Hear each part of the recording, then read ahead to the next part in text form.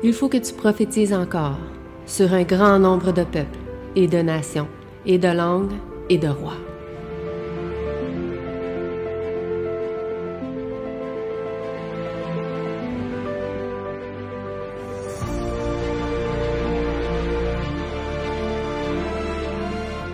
Donc, bonjour à chacun de vous, à ceux qui sont avec nous sur Zoom, aussi en personne avec nous.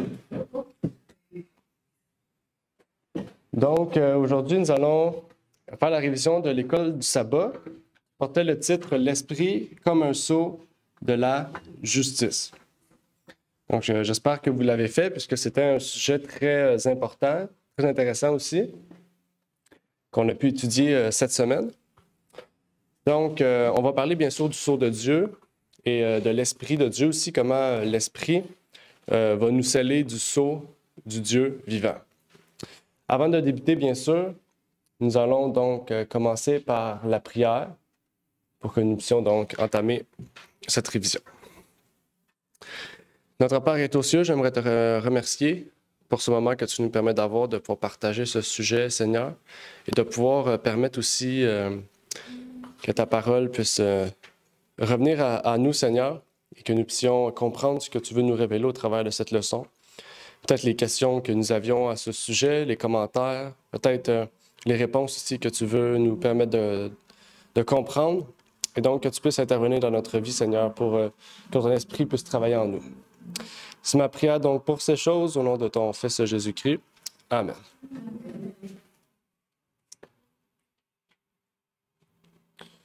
Donc, aujourd'hui, nous allons donc réviser l'esprit comme un sceau de la justice. L'esprit comme un sceau de la justice.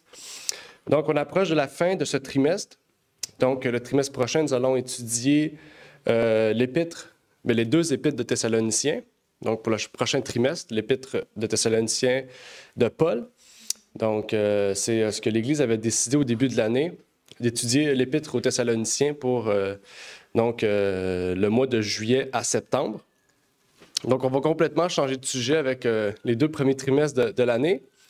Mais aujourd'hui, nous allons donc continuer avec ce sujet qui est très intéressant en lien avec le sceau de Dieu. Dans la Bible, le sceau de Dieu, c'est un concept qui revient à plusieurs reprises. On le retrouve à travers surtout le Nouveau Testament, et en particulier dans le livre de l'Apocalypse. Aujourd'hui, on va prendre le temps de comprendre qu'est-ce qu'il y en est et comprendre aussi la leçon aussi, comment la leçon voulait nous amener à mieux comprendre le sceau. Au début de la leçon, si vous avez fait la leçon, on parlait du livre de Romains. On disait dans le livre de Romains que Dieu avait donné un signe ou un sceau à Abraham, qui était le signe donc ou une alliance qu'il faisait avec Abraham. Le signe qu'il avait donné à Abraham, c'était le signe de la circoncision, qui a été perpétré par la suite par les Juifs jusqu'au temps de Jésus. Même après Jésus, Paul dit à Timothée de se faire circoncire même pour ne pas causer de problème avec les Juifs, malgré que ce n'était plus obligatoire. Paul, vu que Timothée travaillait avec les Juifs, il voulait éviter des chicanes et des compromis inutiles. Donc, la première question sera en lien avec ce sujet. Pas la circoncision, mais le but de ce sceau, de ce signe. Pourquoi et comment le fait de se faire circoncis est un signe de justice et donc de foi? Comment Abraham, en se faisant circoncire toute sa maison, à un âge avancé, était un signe de justice et de foi? Ça aurait pu être juste un autre signe quelconque, parce que souvent on dit que la circoncision, c'est un signe pour différencier les Juifs des païens. Parce que les païens n'étaient pas circoncis, les Juifs, oui. Donc, ça marquait une distinction, mais ce n'était pas visible, donc c'est un peu absurde de dire ça. Comment la circoncision est plus qu'un signe de démarcation entre le peuple juif et les peuples païens, mais que c'est un signe de foi. Comment on peut voir ça en ce sens-là?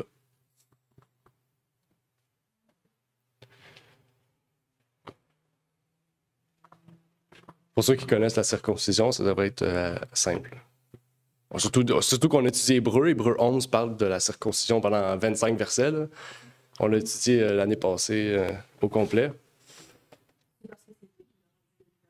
c'est une preuve de foi. Malgré que les gens qui sont vieux, qui Ouais. c'est Dieu qui l'a fait faire, qui nous l'a dit de le faire avec et qui pense par OK, très bon point. C'est parce que c'est Dieu qui l'a ordonné. Très bon point. C'est vrai. C'est vrai que ça marque quelque chose d'important. C'est pas juste un homme qui est venu dire il faut se circoncire. J'ai trouvé un nouveau remède médical contre plusieurs maladies. Non, c'est pas ça. Malgré que Dieu aurait pu dire un autre signe, mais en mettant ce signe-là, oui, ça évite plusieurs problèmes de maladies, plusieurs problèmes d'infection aussi. C'est vrai, là, scientifiquement, c'est vrai. Aujourd'hui, c'est peut-être moins le cas parce que l'hygiène était plus présente, on pourrait dire, aujourd'hui. Malgré que c'est quand même quelque chose, médicalement, au niveau santé, c'est quelque chose d'efficace. Mais effectivement, le fait que Dieu l'ait dit, c'est quelque chose d'important ici. Parce que le fait qu'Abraham croyait en Dieu et qu'Abraham a cru sans se poser de questions face à la demande ou à la requête de Dieu pour ce signe, montre qu'Abraham avait la foi. Donc la foi, c'est quoi? La foi, c'est...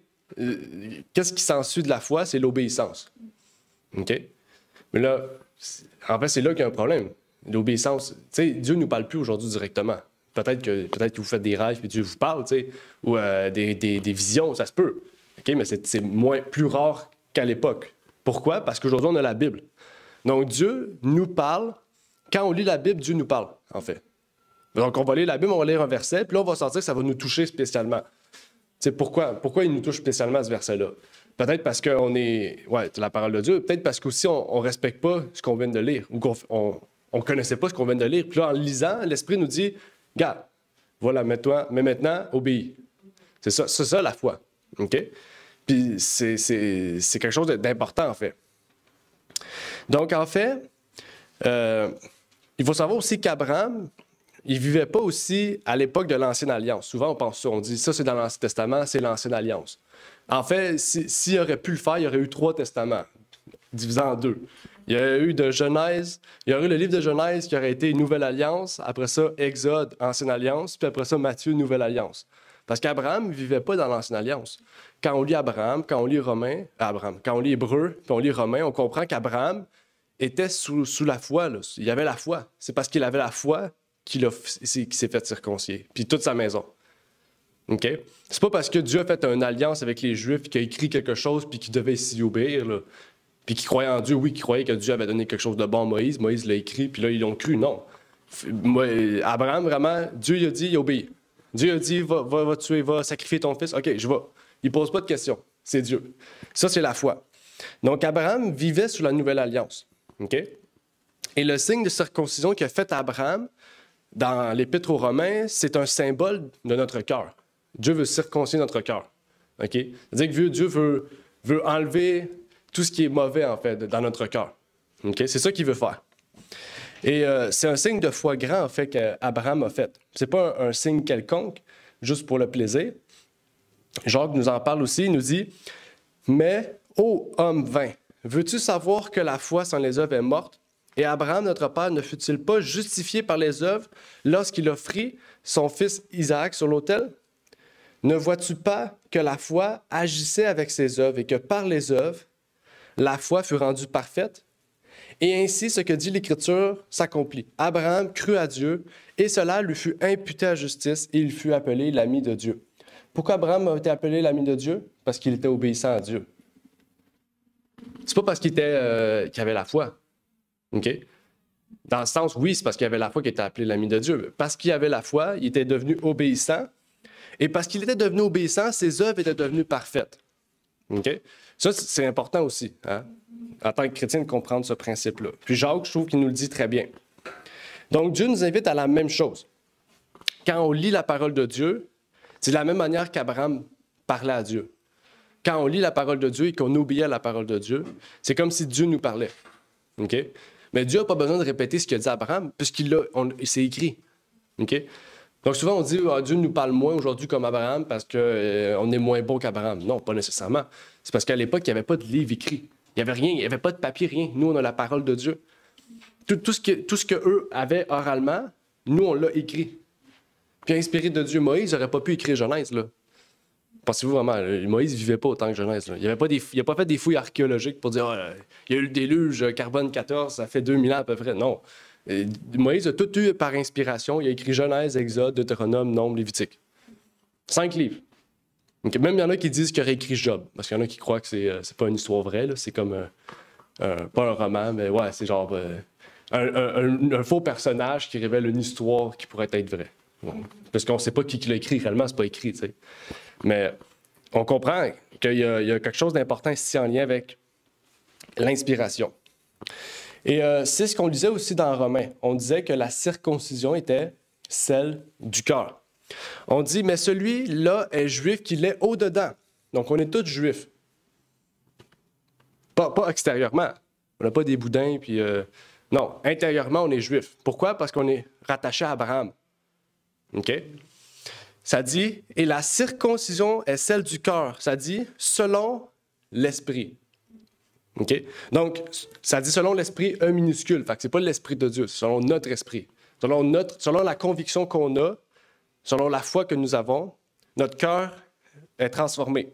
Ça dit non selon la lettre, et la louange de ce juif ne vient pas des hommes, mais de Dieu.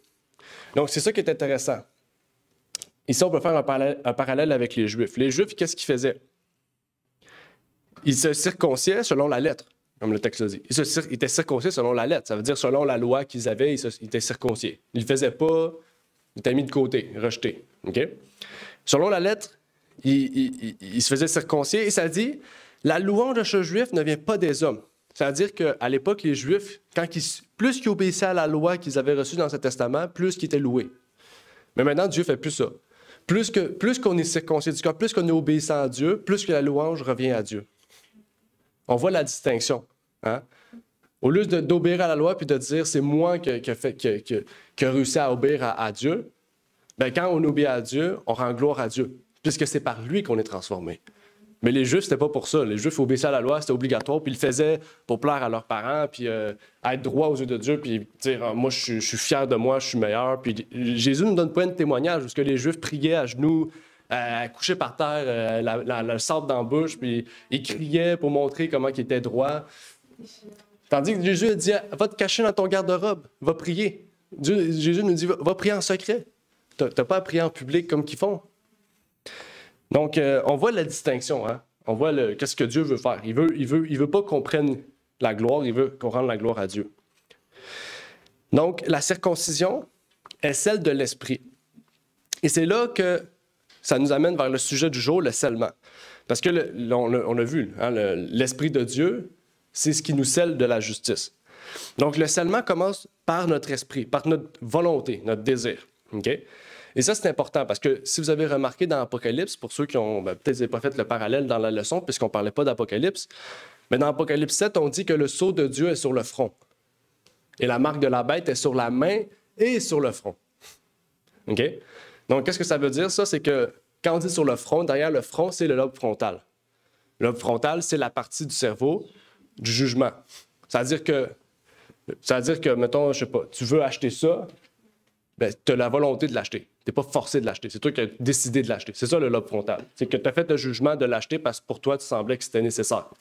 C'est la même chose avec Dieu. Dieu, il ne nous oblige pas à le suivre.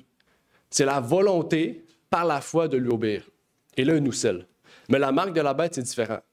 Okay? Il y en a qui c'est volontaire, c'est sur le front. Il y en a qui c'est sur la main. Ça veut dire qu'ils sont obligés parce qu'ils ne veulent pas perdre leur travail, ils ne veulent pas perdre leur famille, ils veulent pas... le côté matériel vient entraver à leur jugement. Puis là, ils se sont sentis obligés, même si leur conscience disait que c'était pas bon. Un peu comme le COVID. Hein? Il y a du monde qui ont été obligés de se faire vacciner pour aller dans les restaurants, aller voyager, aller... etc., etc. Tandis qu'il y en a qui savaient très bien que c'était illogique. Mais ils l'ont fait parce qu'ils voulaient vivre. OK? Tandis que Dieu n'aurait jamais fait ça. Hein? Dieu n'aurait jamais dit vous faites ça, sinon vous n'avez plus ça. Dieu ne fait pas ça. Il nous donne le choix. Tu as le choix à la vie éternelle ou à la mort éternelle. Je te donne tout, livre ouvert, là. Je te donne toutes les conséquences des deux parties, les résultats de qu'est-ce qu'il va y avoir là. Tu vas être persécuté, là, ben, tu ne seras pas persécuté, mais tu vas mourir éternellement. Tu as le choix. Puis tu le fais ou tu le fais pas. C'est quelque chose d'intéressant. Et dans l'adventisme conventionnel, ce sujet du scellement, pour eux, c'est un peu, pas compliqué, mais farfelu. C'est très linéaire, très strict. Tandis que la Bible, explique très largement que le sceau de Dieu, c'est l'Esprit de Dieu. Il dit, vous êtes scellés, la leçon dit, l'Esprit nous scelle. Okay? Donc, on va comprendre qu'est-ce que ça veut dire, ça, aussi. Parce que c'est quelque chose d'important qu'il faut comprendre. Okay? N'hésitez pas, si vous avez des questions, à les poser, à lever la main, parce qu'aujourd'hui, on va quand même discuter sur ce sujet. Déjà que le temps est terminé, il me reste encore beaucoup de choses. Dans Galates 3, verset 14, ça dit « Afin que la bénédiction d'Abraham se répandît sur les gentils par Jésus-Christ et que nous reçussions par la foi l'Esprit qui avait été promis. » Quel esprit qui avait été promis? L'esprit au temps d'Abraham. Donc, en fait, si la circoncision, encore aujourd'hui, serait obligatoire dans la chair, la bénédiction ne serait pas sur les gentils, parce que les gentils n'ont aucune obligation de se faire circoncire. Mais le fait que ça soit dans le cœur, là, c'est différent. Tout le monde a le choix d'être changé par Dieu, par la foi. Hein?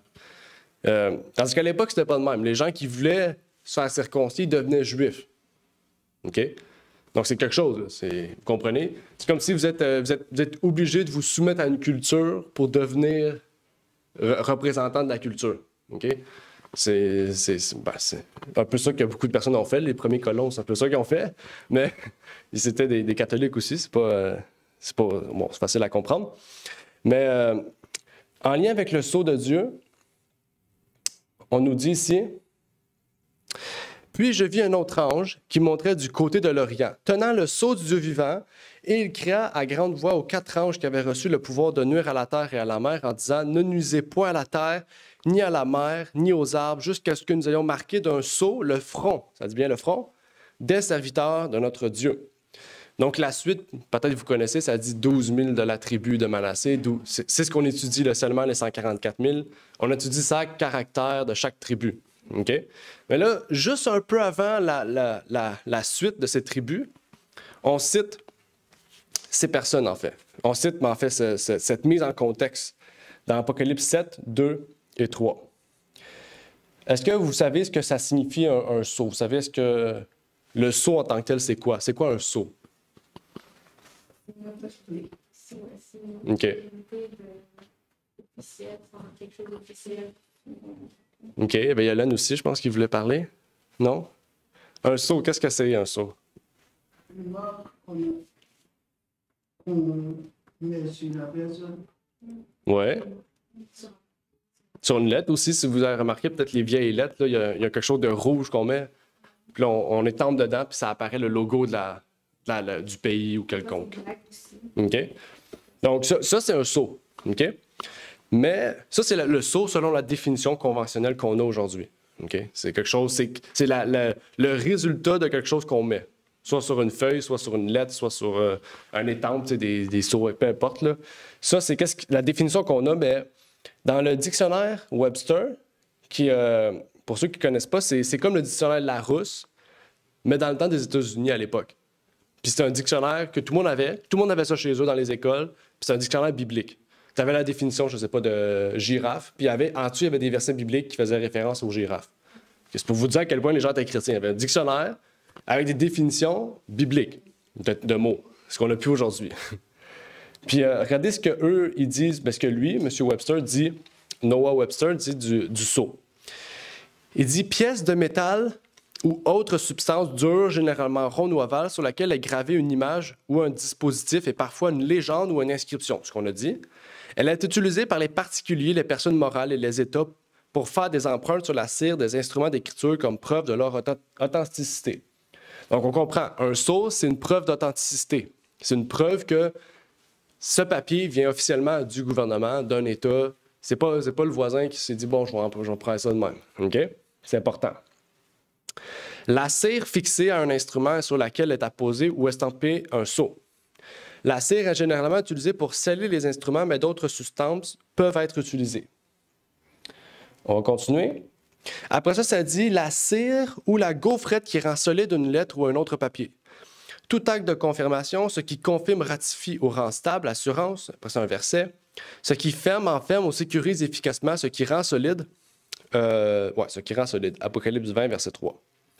Mais le sceau aussi, ici on a vu la définition d'un sceau quand il est un nom, okay? Un nom commun, okay? Le sceau par exemple. Mais il y a le verbe aussi, sceller, qui existe. Donc, le verbe sceller, il y a une autre définition pour ça. Fixer avec un sceau. Comment on peut fixer avec un sceau? Attacher ensemble avec une gaufrette ou avec de la cire, comme sceller une lettre. Placer ou apposer un sceau comme une marque d'authenticité, par exemple, sceller un acte. Confirmer, ratifier, fermer ou garder fermé, fermer vos lèvres. Donc, il y a deux significations à sceau, d'après ce texte. Donc, ça, c'est un sceau. Qu'est-ce qui montre l'authenticité? Donc, ça, on prend ça, on étampe ça sur une lettre. Mais ça aussi, c'est un sceau. OK? Aujourd'hui, on n'appelle pas ça un sceau. Mais à l'époque, ils appelaient ça un sceau. Donc, les deux, en fait, l'outil qui scelle et la marque qui est laissée, d'après le dictionnaire Webster, donc d'après le dictionnaire biblique Webster, on appelle ça un sceau. OK? Donc, on ne peut pas dire que ça, c'est le sceau de Dieu, puis ça, c'est le sceau de Dieu. Oui, on peut dire ça, mais vu que ça, c'est l'instrument, puis ça, c'est la trace qui est laissée, ou qu'est-ce qui est laissé, l'encre qui est laissée, c'est-à-dire qu'il y a deux significations à sceau, d'après le dictionnaire Webster. Okay? Aujourd'hui, si on prend un dictionnaire Larousse, c'est sûr que ça ne marchera pas. Okay? Mais c'est pour ça qu'il faut avoir de bons dictionnaires, en fait, des bonnes sources, pour bien comprendre la définition d'un mot.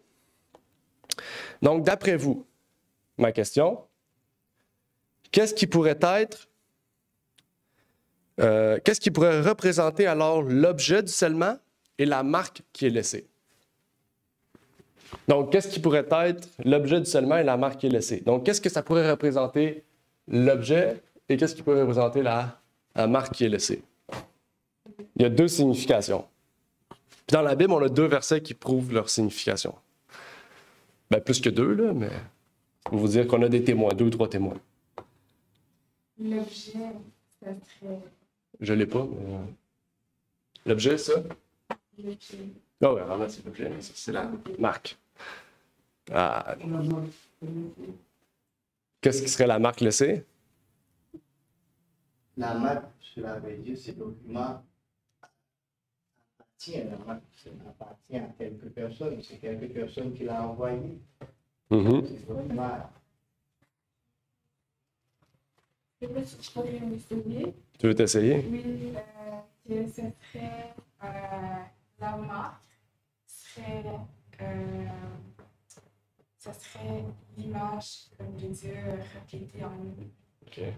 Et la marque, L'objet, seulement. l'objet, ça serait le savoir. Qui distingue de tout, qui distingue le peuple. OK. Si qu'est-ce que je répète, c'est un sermon que j'ai prêché, je pense, l'année dernière. Donc, ça se peut que vous l'avez oublié. Mais on va aller voir certains versets pour voir si ce qu'Aramna a dit, c'est vrai. Si c'est pas vrai, on lance des tomates. J'ai pas de tomates, donc on ne pourra pas. On va lire un texte, OK? Dans la loi de Dieu. Parce qu'oubliez pas, hein? L'objet et le sceau sont deux choses différentes, OK? Ça, c'est qu'est-ce qu'il laisse, la trace qu'il laisse, que Dieu laisse sur nous, OK? Et ça, c'est qu'est-ce qui contient de... Sur ça, OK, il faut savoir que ça, c'est pas le sceau dans le sens que c'est pas ça qui apparaît. Le résultat qui apparaît, c'est parce qu'il est sur ça, sur l'objet, OK? Fait que c'est ça qu'il faut se dire. Dans le monde adventiste, c'est pas comme ça qu'ils le comprennent, OK? Pour eux, ça, c'est juste une signification. C'est très fixe, très fermé, puis très linéaire. En fait, c'est parce que les pionniers croyaient ça, mais avec les nouvelles découvertes, on a approfondi la vérité, en fait. On a mieux compris la vérité, OK? Ça, c'est important. C'est pas une nouvelle lumière, c'est juste un approfondissement sur un sujet déjà connu. Dans Exode 20, 10 et 11, on nous dit... OK. Mais le 7e jour est le repos de l'Éternel ton Dieu. Tu ne feras aucune œuvre en ce jour-là, ni toi, ni ton fils, ni ta fille, ni ton serviteur, ni ta servante, ni ton bétail, ni l'étranger qui est dans tes portes. Car l'Éternel a fait en 6 jours les cieux et la terre, la mer et tout ce qui est en eux. Il s'est reposé le 7e jour. C'est pourquoi l'Éternel a béni le jour du repos et l'a sanctifié. Rappelez-vous, la marque est laissée parce qu'elle est sur l'objet.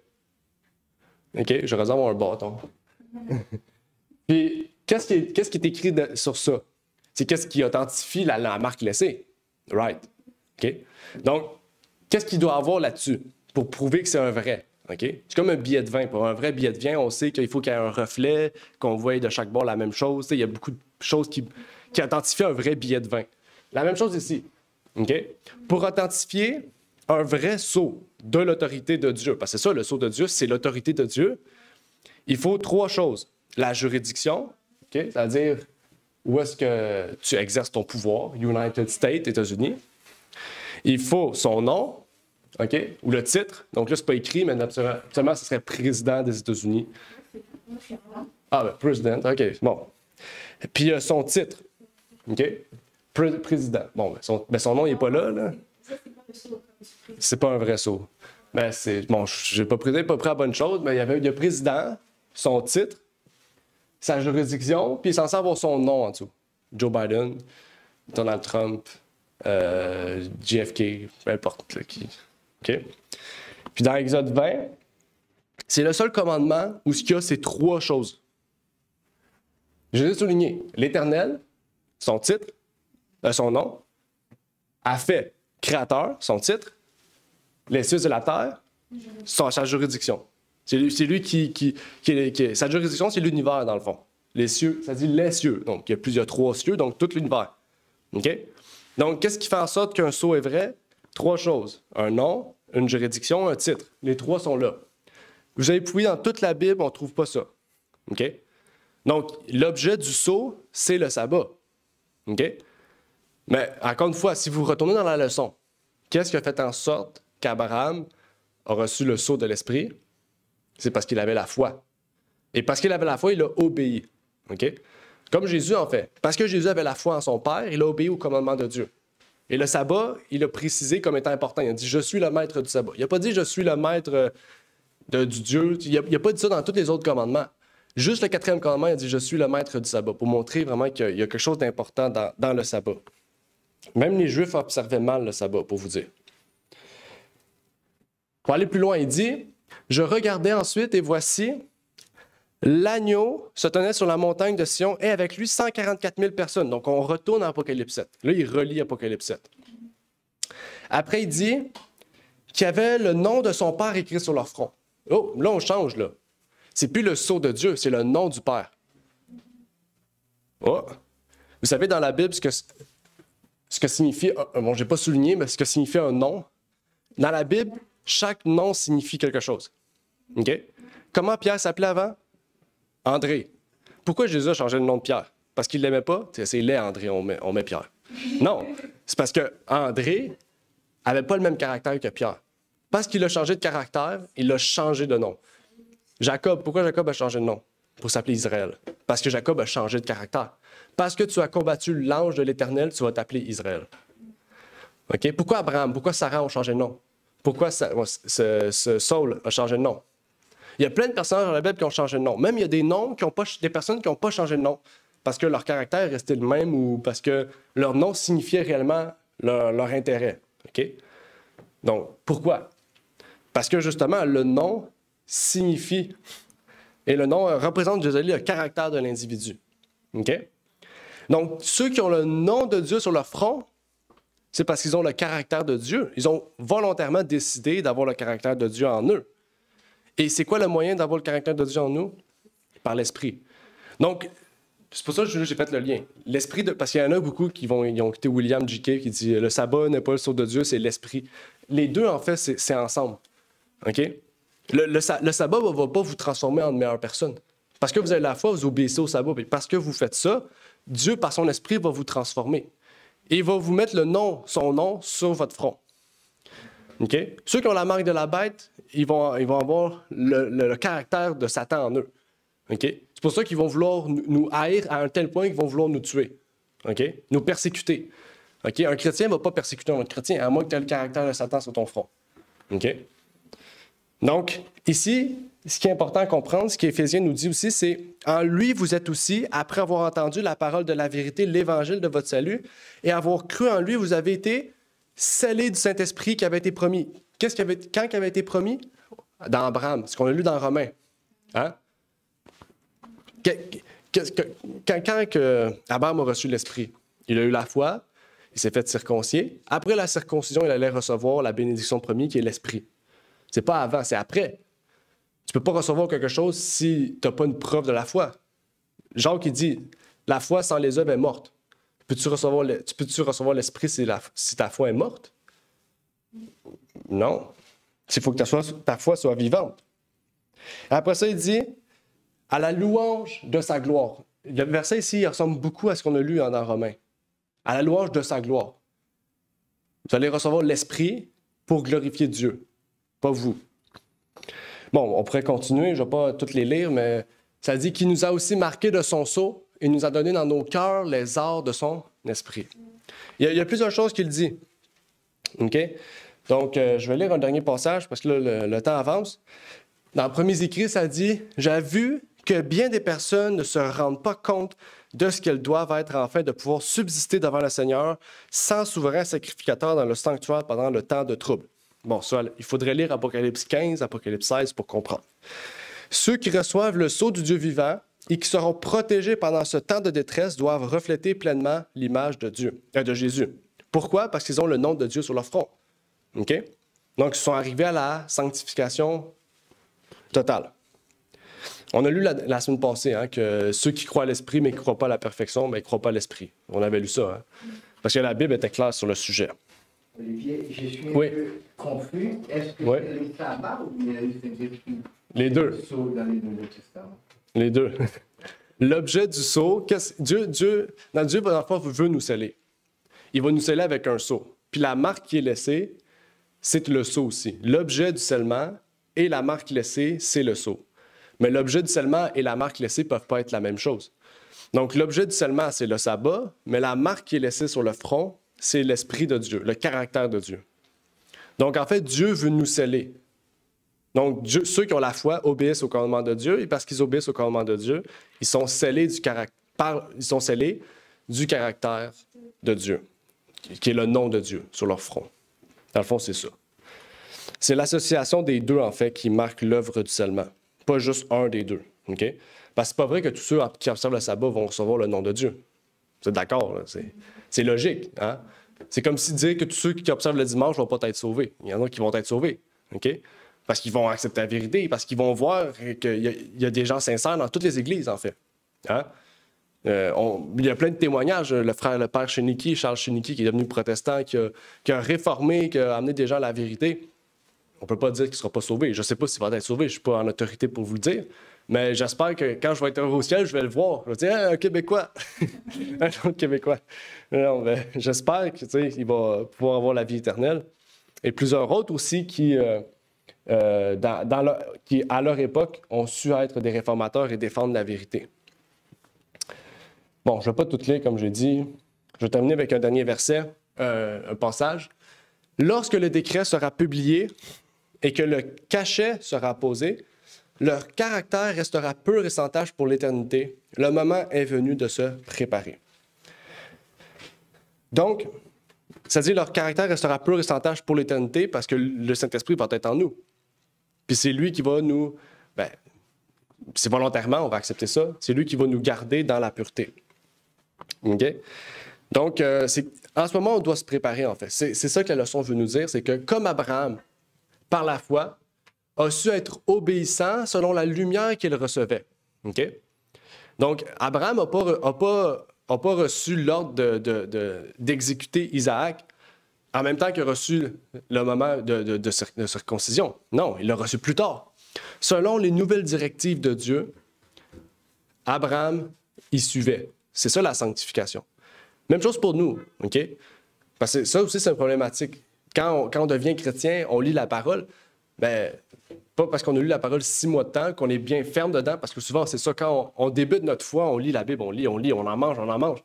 Puis là, on se dit, bien, j'ai tout compris. Oh, non, je n'ai pas tout compris. Même moi, je n'ai pas tout compris encore. Je suis loin d'avoir tout compris. Même encore hier, je lisais Matthieu 13, puis je découvrais une nouvelle chose. C'est fascinant.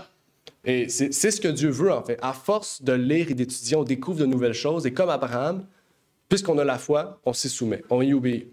On comprend, on se dit « Oh, wow, j'ai découvert ça. Je remercie Dieu. Je rends gloire à Dieu. » Puis là, après ça, on va sortir dehors, puis on va marcher en nouveauté de vie encore. Puis là, on va rendre gloire à Dieu pour cette nouvelle découverte qu'on aura faite. C'est ce que Dieu veut faire en nous, en fait. C'est l'œuvre que Dieu veut faire en nous. C'est un œuvre fantastique, en fait, parce que c'est la seule personne qui peut faire ça. Vous pourrez aller en thérapie, vous allez ressortir, vous allez être peut-être changer. Mais ça va peut-être pas vous rendre une meilleure personne. Ça va vous rendre peut-être plus stable dans votre vie, mentalement, physiquement peut-être, psychologiquement. Mais seul Dieu fait un miracle, un changement drastique, miraculeux des personnes qui guérissent de maladies, tandis que tous les médecins avaient tout essayé, ils n'ont jamais réussi. Il y a plein d'histoires comme ça. Et c'est ce que Dieu veut faire en chacun de nous aujourd'hui, de vous et même de moi-même aussi. Et c'est ce que Dieu nous appelle aujourd'hui. Dieu nous invite à être les siens et à être scellés par son esprit. C'est l'œuvre que Dieu veut faire en nous. Et dès maintenant, en fait, il veut le faire en nous. Donc, il ne faut pas tarder, en fait. Il ne faut pas remettre à demain ce qu'on peut faire aujourd'hui. C'est souvent ce que l'homme aime faire, dire oh, j'ai le temps, demain. J'ai le temps, demain. Puis finalement, c'est toujours demain, en fait. Donc, aujourd'hui, maintenant, prenez la décision. Il ne faut pas tarder, en fait. Si aujourd'hui, vous voulez donner votre vie à Jésus, on ne peut pas le faire live, là, mais dès maintenant, prenez décision, en fait. C'est ce qui est important. Je ne sais pas s'il y avait des questions, interventions. C'est un passage que j'ai lu dans Éphésiens chapitre 1, verset 13 à 14. Oui. En lui, vous aussi, après avoir entendu la parole de la vérité, l'évangile de votre salut, en lui vous avez cru et vous avez été scellés du Saint-Esprit qui avait été promis, lequel est un gage de votre héritage de la rédemption. Et ce que Dieu s'est acquis à la louange de sa gloire. C'est un gage. Mais l'autre passage dit, c'est qu'on a reçu est une première avance sur notre héritage céleste. Amen. Première avance, c'est la première chose. Moi, quand je prie, je dis, c'est notre baptistère pour le royaume de Jésus, notre acte de naissance. Parce qu'il est dit que dans Romains chapitre 8, Dieu nous a adoptés par adoption et il nous a donné l'esprit de son Fils après l'adoption. Donc ça constitue non seulement notre première avance sur notre héritage céleste, mais c'est notre baptistère spirituel qui signifie que en tant que Père, il nous a donné comme Fils, il nous a reconnu comme Fils adoptif. Comme baptistère, il nous a donné son Saint. Donc, c'est quelque chose que l'Église doit mettre beaucoup d'accent dessus et l'Église doit rechercher. Il est vrai, la nouvelle naissance, c'est quand on a accepté Jésus, Dieu a effacé nos péchés et à la place, il nous a mis son Saint-Esprit en nous. Mais quand ce n'est pas tout le monde qui rentre dans l'Église qui sont nés de nouveau. Le changement est produit quand le Saint-Esprit rentre et habite dans notre esprit. Ça fait aussi longtemps que l'Esprit Saint il manque quelque chose. Le chrétien peut être un membre de l'Église, pas un disciple. C'est le Saint-Esprit qui fait ça. Donc c'est quelque chose que l'Église doit mettre beaucoup d'accent et prier dessus. Je pense que la plus grande chose que l'Église doit rechercher dans ce dernier temps, la Bible dit qu'il va envoyer pour ces derniers temps l'esprit et la puissance de lui pour conduire les cœurs des pères vers les enfants, les cœurs des enfants, pour amener les cœurs des enfants vers leur père et les cœurs des inconvertis vers Jésus. Donc c'est ça que l'Église a besoin pour la conversion des mondains. Il y a tant de monde, même à côté de nous dans la rue, qui sont perdus, qui ont besoin de Jésus. Mais pour les convaincre, ça prend une puissance surnaturelle pour les convaincre. Et quand l'Esprit Saint prêche par la bouche de Pierre, par la bouche de Philippe, ça fait toute la différence que lorsque Pierre prêche de lui-même avant d'avoir reçu le Saint-Esprit. Et cet esprit transforme le langage. C'est toujours la même personne, c'est Renaud, le corps, c'est la même personne, l'âme, c'est le même. Mais l'Esprit Saint convainc les gens. C'est ça que l'Église a besoin pour convertir. Peut-être, je ne dis pas c'est toujours 3000 ans, comme Pierre a prêché le jour de la Pentecôte, mais quand l'Église se soumet et s'unit pour chercher la puissance du Saint-Esprit, ça va faire toute la différence. Peut-être 3 ans passés, je ne sais pas combien de temps exactement que l'Église a été établie. Peut-être un jour va faire la différence plus que 3 ans qu'on a passé avec nous-mêmes à prêcher. Parce qu'on dit qu'il y a une différence entre Apollos et Paul. C'est-à-dire qu'Apollos était un homme plus éloquent que Paul. Paul n'avait pas beaucoup de verbes, bien qu'il grand savoir, mais il n'avait pas beaucoup d'éloquence, beaucoup de prestance. Mais il était rempli du Saint-Esprit, ça fait beaucoup plus de différence. Apollos était très éloquent, il a ramené environ quelques âmes. Mais Paul a ramené des églises à partir des églises. La seule différence, lui, il a reçu le Saint-Esprit même avant son baptême. Les jours que Ananias a prié pour Paul, il lui a imposé les mains, il a reçu le Saint-Esprit. C'est ce que la Bible nous dit. Et Paul, parlant un Corinthien, il a même parlé en langue, il dit, je parle en langue plus que tous les autres. Il était rempli du Saint-Esprit. Il dit, moi je prie en esprit, je chante en esprit. Il était rempli du Saint-Esprit. C'est ça qui fait la différence. Et puis, c'est lui qui raconte le 3e ciel. Il dit, il était ravi en esprit jusqu'au 3e ciel. Et c'est là que Dieu lui a donné les mystères. Je ne sais pas si vous voyez que Paul a écrit des mystères qu'aucun autre apôtre n'a jamais écrit. C'est parce qu'il était ravi en esprit, c'est qu'il était transformé. Dieu lui a amené à voir les choses qui se passent dans le ciel. La repentance, le Nouveau Testament ne nous a pas dit, expliqué trop de choses sur la croix. Il ne nous a pas dit qu'est-ce que la croix a amené, quel est le mystère caché de la croix. C'est Paul qui nous a expliqué qu'est-ce qui s'était passé parce que lorsqu'il était ravi en esprit, Dieu lui a donné cette révélation. Il dit, c'est par révélation que Dieu m'a montré les mystères du royaume pour vous. C'est ça qu'il a dit. Mais Pierre n'a pas ces révélations. Les autres apôtres n'ont pas ces révélations. Il a fallu une grâce du Seigneur, mais une transformation par l'Esprit de Dieu pour avoir ces choses. Et même pour comprendre ces révélations, ça prend aussi de cet esprit. Si l'Église a besoin de quelque chose pour lequel on va prier, c'est que Dieu nous donne cet esprit de sagesse et de révélation dans sa connaissance pour que nous comprenions les mystères du royaume des cieux.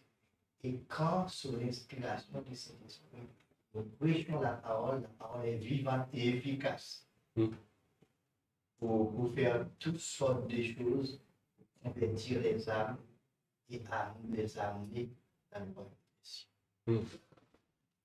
Amen. Amen. Merci, Renard, pour cette intervention. Donc, on va mettre fin à l'école du sabbat aussi, parce que là, le temps a été passé. Je remercie ceux et celles qui ont pu intervenir, ont pu poser. Je ne sais pas s'il y avait des questions aussi avant de terminer. Tout était clair.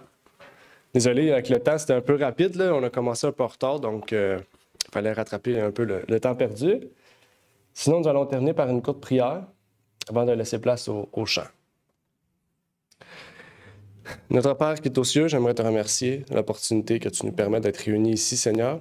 Que tu puisses bénir ce lieu, permettre que d'autres personnes puissent nous joindre ici dans ce lieu, Seigneur. Que tu puisses bénir aussi ceux et celles qui sont avec nous sur Zoom, Seigneur. Et tous ceux et celles peut-être qui se cherchent une église et qui n'en ont pas, Seigneur. Que tu puisses permettre que ce lieu puisse être un lieu d'accueil, de joie, de paix et d'amour, Seigneur, et d'unité surtout.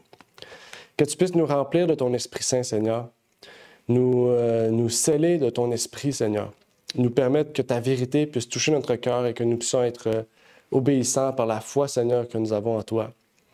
Et que tu puisses faire de même pour tous ceux et celles, Seigneur, qui désirent vraiment marcher avec toi, Seigneur, et devenir amis de Dieu, tout comme Abraham l'était, Seigneur.